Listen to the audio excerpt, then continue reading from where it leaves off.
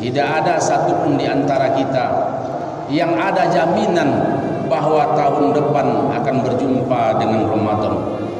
Tidak ada jaminan kalau kita akan berjumpa dengan bulan suci Ramadan yang akan datang.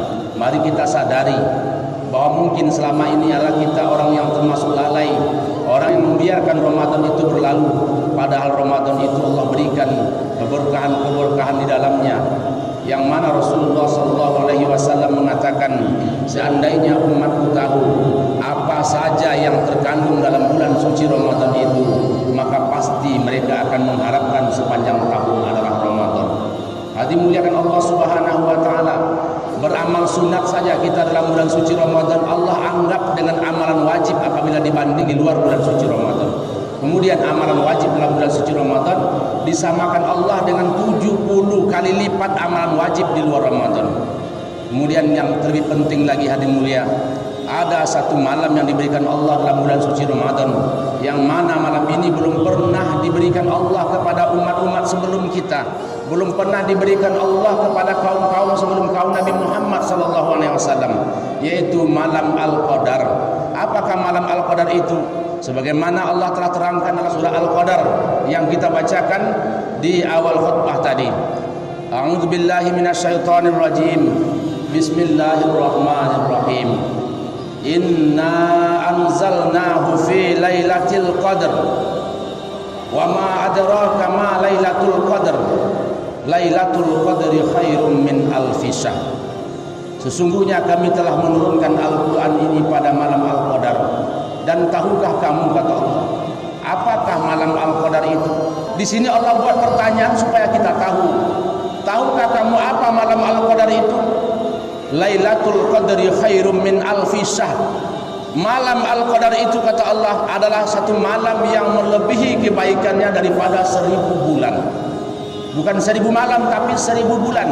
Satu malam saja, tapi melebihi kebaikannya daripada 1000 bulan. Hadirin muliakan Allah Subhanahu wa taala. 1000 bulan kalau kita jadikan tahun, maka menjadi 83 tahun 4 bulan. Maka barang siapa yang mendapatkan malam Al-Qadar itu dalam sepanjang umurnya hanya satu kali saja, maka dia akan telah mendapatkan kelebihan fadilah, keuntungan beribadah melebihi 1000 bulan, melebihi 83 tahun 4 bulan. Sedangkan umur kita, kata Nabi, berkitar hanya 60-70 tahun, maka melebihi rata-rata umat Nabi Muhammad SAW. Hadi muliakan Allah Subhanahu wa taala. Maka merugilah orang-orang yang tidak mengharapkan Al-Qadar itu datang pada dirinya. Caranya bagaimana?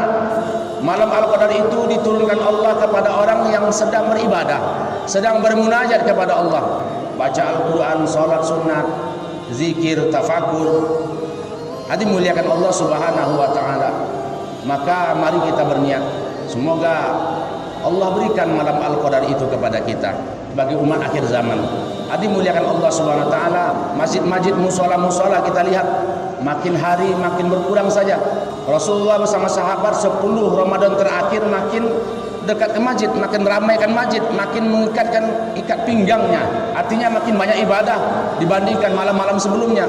Tapi kebiasaan kita umat Islam di akhir zaman ini, 10 Ramadan terakhir, kita lihat hanya orang-orang yang biasanya ke masjid saja yang ke masjid.